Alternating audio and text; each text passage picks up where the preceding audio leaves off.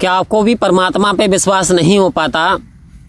क्या आप भी डाउट में हो जाते हो, शंका हो जाती है, क्या ये परमात्मा है जो कि कण कण में व्याप्त है? और संत महात्माओं तो इसके तो प्रमाण तक दे दिए हैं। संत महात्माओं ने इसके ऐसे ऐसे प्रमाण दे दिए कि बिन पैर चले, बिन कर के सारे काम करे, यानी करो, यानी हाथों के बिन पैरों के चलता है। तो ये परमपिता परमात्मा पे एहसास, इस पे विश्वास क्यों ना हो पाता? जब माँ पार्वती ही शंका में पड़ गईं तो एक आम इंसान की तो बात ही क्या है संत महात्माओं। जब त्रेता काल में भगवान श्री राम लीला कर रहे हैं, बयामानों में घूम रहे हैं और सीता का हरण हो चुका है, तो हाय सीता, हे मधुकर, हे खल श्रेणी, तुमने सीता देखी मृगनैनी, जिसके नैन यानी हिरण के समान है, हिरणी के समान हैं। हे सारे वन के पशु पक्षियों, क्या तुमने सीता को देखा है कहीं जाते हुए? किस ओर गई हैं? भगवान शिव के पास में माँ पार्वती, अब इन्हें डाउट हो गया, कह रही प्रभु ये राम हैं। कह रहे हैं कितने राम हैं, ये कौन से राम हैं? मुझे नहीं लगता ये राम हैं, ये तो साधारण पुरुषों की भांति रोते बिल्लाते फिर रहे हैं। भोलेनाथ मुस्कुराते हैं, देवी ये राम ही हैं।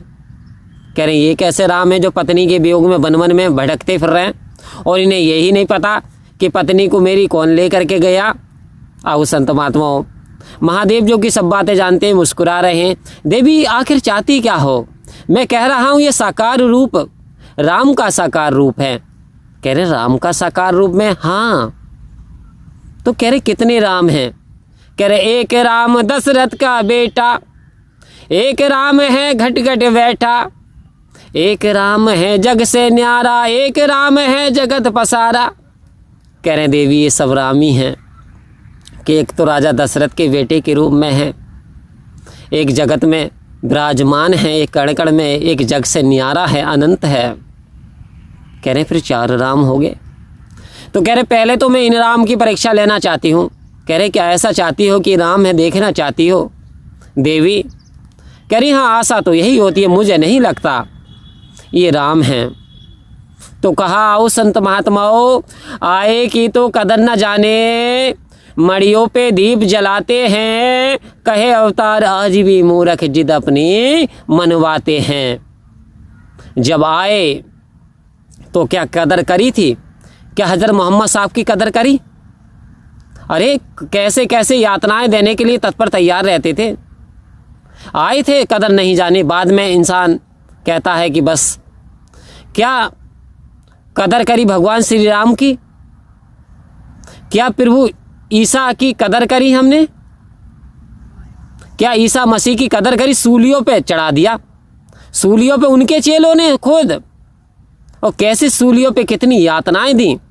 और महावीर के जो महावीर हुए उनके कानों में कीलें ठुकवाई गई। संभल कर चले इंसान, ये इंसान नहीं, ये ऐसे इंसान होते हैं। संभल कर चले इंसान, ये नादानों की बस्ती है।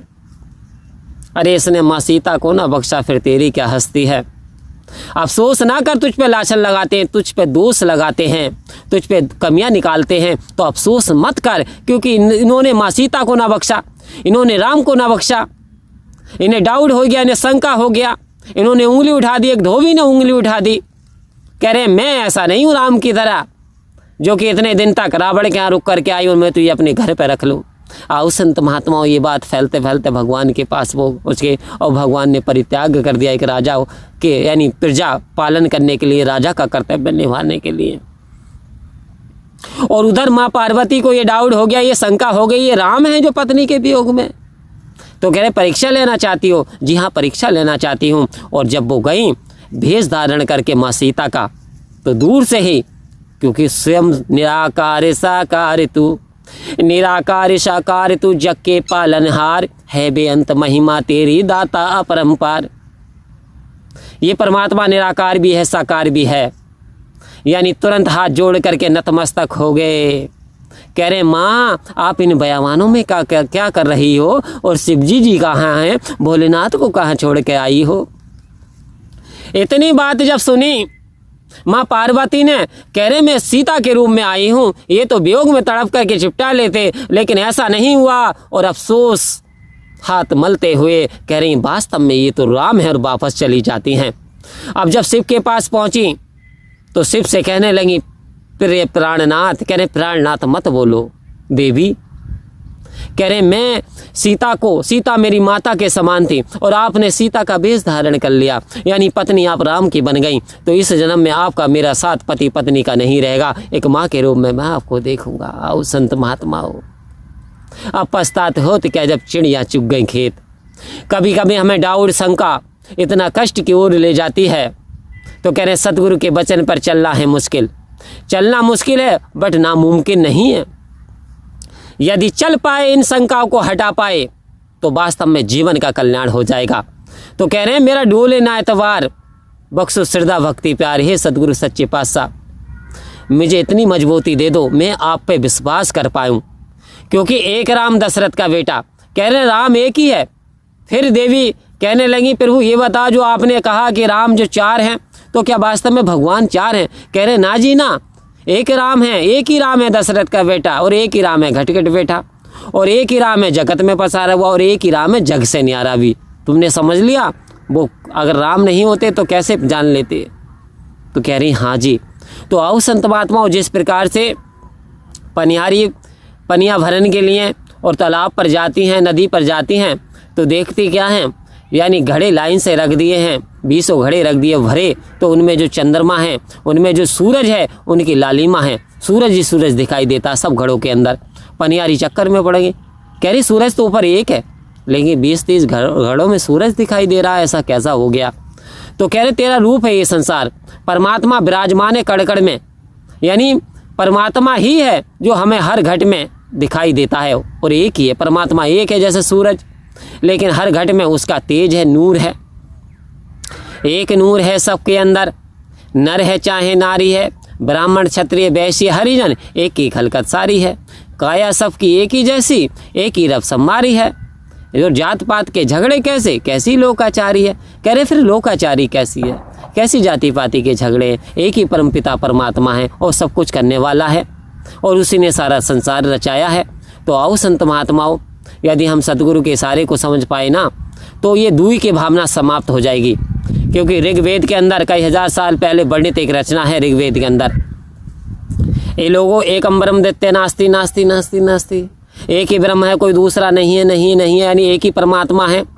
Love is God, God is love, यानी जिस प्रकार से जल को वाटर कह लो, पानी कह लो, तोय कह लो, अम्बू कह लो, नीर कह लो, लेकिन पानी तो पानी है। अमेरिका में चले जाओगे तो पानी को वो लोग कहेंगे वाटर, कोई तोय कहेगा, बनारस में चले जाओगे तो जल कहेंगे, नीर कहेंगे, लेकिन पानी तो पानी है। पानी तो प्यास बुझाने का काम करता है। ये परमपिता परमात्मा हमारे कष्टों को दूर करता है, हमें आवागमन के बंधनों से मुक्त कर देता है। ये जब सतगुरु की कृपा हम पे होती है, तो ये सतगुरु की कृपा से ये जीव भव सागर से पार हो जाता है। तो आज सतगुरु का अवतरण हुआ है, आओ हम सतगुरु पे विश्वास करके सतगुरु के वचनों को अपना लें, क्योंकि पारस तो सो ना करे गुरु कर ले आप समान, कीट ना जाने ब्रह्म को गुरु कर ले आप समान। आओ संत महात्माओं, ये सतगुरु की मेरे पर कृपा हुई तो मैं सबसे बड़ा भाग्यशाली हूँ। मैं अब यानी शिकवे शिकायत में ना पढ़ करके मैं परमात्मा के एहसास में जीऊँ, मैं हर हाल में जीऊँ, हर हाल में खुश रहूँ। आओ संत महात्माओं, परम प्यार से बोलिए धन्यवाद जी।